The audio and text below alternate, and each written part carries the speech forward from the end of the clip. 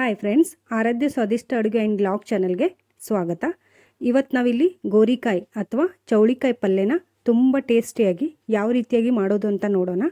ಅದರ ಜೊತೆಗೆ ಅದರ ಕೆಲವೊಂದು ಪ್ರಯೋಜನಗಳನ್ನು ತಿಳಿದುಕೊಳ್ಳೋಣ.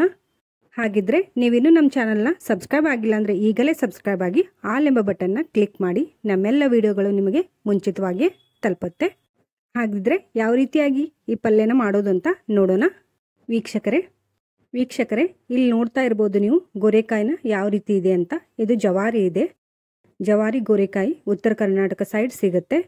ಇನ್ನೊಂದು ಥರನೂ ಸಿಗುತ್ತೆ, ಆದರೆ ಅದು ನೋಡೋದಕ್ಕೆ ಬೀನ್ಸ್ ಥರ ಇರುತ್ತೆ.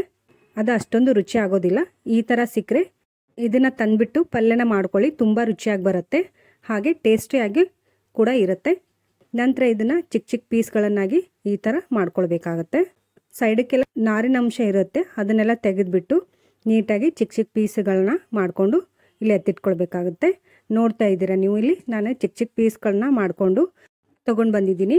ಇದನ್ನು ನೀರಿನಲ್ಲಿ ಹಾಕಿಬಿಟ್ಟು ವಾಶ್ ಮಾಡ್ಕೊಳ್ಬೇಕಾಗತ್ತೆ. ಇದರಲ್ಲಿ ಏನಾದರೂ ಧೂಳಿನಂಶ ಇದ್ದರೆ ಹೊರಗೆ ಹೋಗುತ್ತೆ. ಹಾಗಾಗಿ ಇದನ್ನು ಚೆನ್ನಾಗಿ ನಾವು ವಾಶ್ ಮಾಡ್ಕೊಂಡು ಆದ ನಂತರ ಇದನ್ನು ನಾವು ಹುರ್ಕೊಳ್ಬೇಕಾಗತ್ತೆ. ಇವುಗಳನ್ನು ಹುರ್ಕೊಳ್ಳೋದಕ್ಕೆ ನಾನಿಲ್ಲಿ ಗ್ಯಾಸ್ ಸ್ಟವ್ನ ಆನ್ ಮಾಡಿಬಿಟ್ಟು ಒಂದು ತವಾನ ಕಾಯೋದಕ್ಕೆ ಇಟ್ಕೊಂಡಿದ್ದೆ. ಅದರೊಳಗೆ ವಾಶ್ ಮಾಡ್ಕೊಂಡಿರುವಂಥ ಗೋರೆಕಾಯಿ ಪೀಸ್ಗಳನ್ನ ಹಾಕ್ಕೊಳ್ಳೋಣ.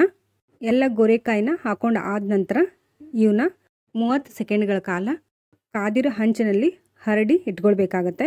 ಯಾಕಂದರೆ ಅದರ ನೀರಿನ ಅಂಶವೆಲ್ಲ ಹೋಗಿ ಡ್ರೈ ಆಗಬೇಕು. ಆದ ಕಾರಣ ಹರಡಿ ಇಟ್ಕೊಳ್ಬೇಕಾಗತ್ತೆ. ನಂತರ ಹರಡಿಟ್ಟಾದ ನಂತರ ಅದ್ರ ಮೇಲ್ಗಡೆ ಸ್ವಲ್ಪ ಎಣ್ಣೆನ ಹಾಕಿಬಿಟ್ಟು ನೀಟಾಗಿ ಹುರ್ಕೊಳ್ಬೇಕಾಗತ್ತೆ.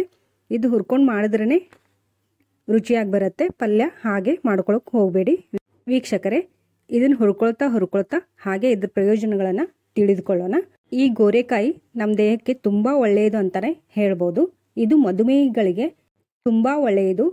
ಯಾರಿಗೆ ರಕ್ತದಲ್ಲಿ ಸಕ್ಕರೆ ಪ್ರಮಾಣ ಹೆಚ್ಚಿರುತ್ತೋ, ಅದನ್ನು ಮೇಂಟೈನ್ ಮಾಡಬೇಕು ಅಂತ ಇರುತ್ತೋ ಅಂಥವರು ಇದನ್ನು ಹೆಚ್ಚಾಗಿ ಬಳಸ್ಬೋದು.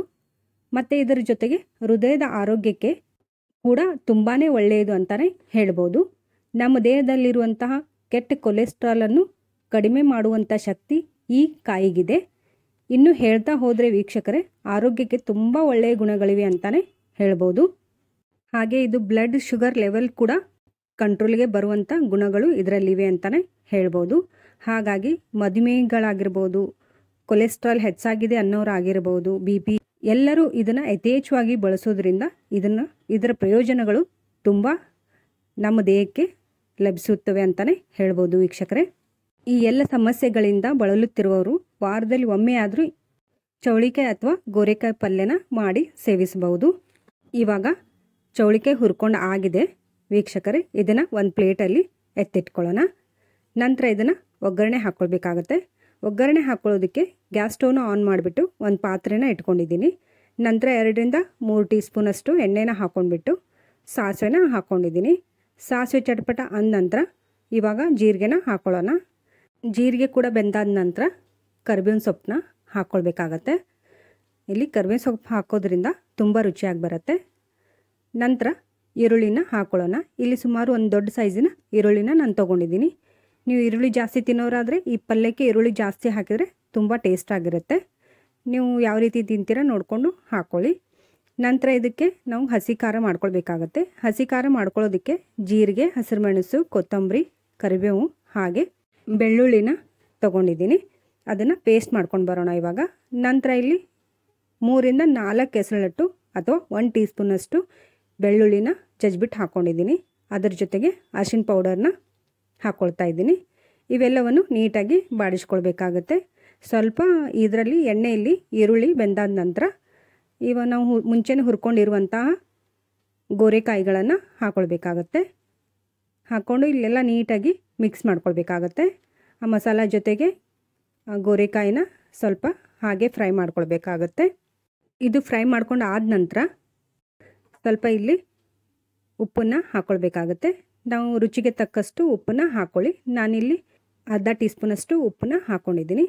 ನಂತರ ನಾವು ಪೇಸ್ಟ್ ಮಾಡ್ಕೊಂಡಿರುವಂಥ ಹಸಿರು ಮೆಣಸನ್ನ ಹಾಕ್ಕೊಳ್ತಾ ಇದ್ದೀನಿ. ಇಲ್ಲೇ ನೀವು ರುಚಿಗೆ ತಕ್ಕಷ್ಟು ಉಪ್ಪು ಮತ್ತು ಖಾರನ ಹಾಕ್ಕೊಳ್ಬೇಕಾಗತ್ತೆ. ಇದನ್ನೆಲ್ಲ ಹಾಕ್ಕೊಂಡು ನೀಟಾಗಿ ಇನ್ನೊಮ್ಮೆ ಫ್ರೈ ಮಾಡ್ಕೊಳ್ಬೇಕಾಗತ್ತೆ. ಹಸಿರುಮೆಣಸು ಉಪ್ಪು ಎಲ್ಲ ಹೊಂದೋ ರೀತಿ ಮಿಕ್ಸ್ ಮಾಡ್ಕೊಳ್ಬೇಕಾಗತ್ತೆ. ನಂತರ ಇಲ್ಲಿ ಇದು ಹುಚ್ಚೆಳ್ಳು ಪೌಡರ್ ಅಥವಾ ಗುರೆಳ್ಳು ಪೌಡರ್. ಈ ಗೋರೆಕಾಯಿ ಪಲ್ಯ ಮಾಡೋದಾದರೆ ಈ ಒಂದು ಪೌಡರ್ನ ಹಾಕಿ ಮಾಡೋದ್ರಿಂದ ರುಚಿ ಇನ್ನಷ್ಟು ಜಾಸ್ತಿ ಆಗುತ್ತೆ. ಹಾಗಾಗಿ ಈ ಪೌಡರ್ನ ಹಾಕಿಬಿಟ್ಟು ಈ ಪಲ್ಯನ ಮಾಡ್ಕೊಳ್ಳಿ, ತುಂಬ ರುಚಿಯಾಗಿರುತ್ತೆ. ಪೌಡರ್ ಹಾಕಿ ಅದನ್ನು ಕೂಡ ಮಿಕ್ಸ್ ಮಾಡ್ಕೊಳ್ಬೇಕಾಗುತ್ತೆ. ನಂತರ ಇಲ್ಲಿ ಒಂದು 3ರಿಂದ 4 ಟೀ ಸ್ಪೂನಷ್ಟು ನೀರನ್ನು ಹಾಕ್ಕೊಳ್ಬೇಕಾಗುತ್ತೆ. ಇಲ್ಲಿ ನೀರು ಸ್ವಲ್ಪನೇ ಹಾಕ್ಕೊಳ್ಬೇಕು, ಇದು ಜಾಸ್ತಿ ಹಾಕ್ಕೊಳ್ಳೋಕ್ಕೆ ಹೋಗಬಾರ್ದು. ಯಾಕಂತಂದರೆ ಇದು ನೀರಿನ ಅಂಶ ಹೀರ್ಕೊಂಡು ಪಲ್ಯನ ಕುದಿಸಿದ್ರೆ ಚೆನ್ನಾಗಾಗಲ್ಲ. ಇದು ಜಾಸ್ತಿ ಎಣ್ಣೆಲೇ ಮಾಡಿದ್ರೆ ತುಂಬ ಟೇಸ್ಟಿಯಾಗಿ ಬರುತ್ತೆ. ಹಾಗೆ ಸ್ವಲ್ಪ ನೀರನ್ನು ಹಾಕಿಬಿಟ್ಟು ನಾವು ಇನ್ನೊಮ್ಮೆ ಮುಚ್ಚಳನ ಮುಚ್ಚಿಟ್ಬಿಟ್ಟು ಬೇಯಿಸ್ಕೊಳ್ಬೇಕಾಗತ್ತೆ. ನಂತರ ಸ್ವಲ್ಪ ಕೊತ್ತಂಬರಿ ಸೊಪ್ಪನ್ನ ಹಾಕಿಬಿಟ್ಟು ಬೇಯಿಸ್ಕೊಂಡು ಆದ ನಂತರ ಇದು ಇನ್ನೊಮ್ಮೆ ನೀಟಾಗಿ ನಾವು ಫ್ರೈ ಮಾಡ್ಕೊಳ್ಬೇಕಾಗುತ್ತೆ.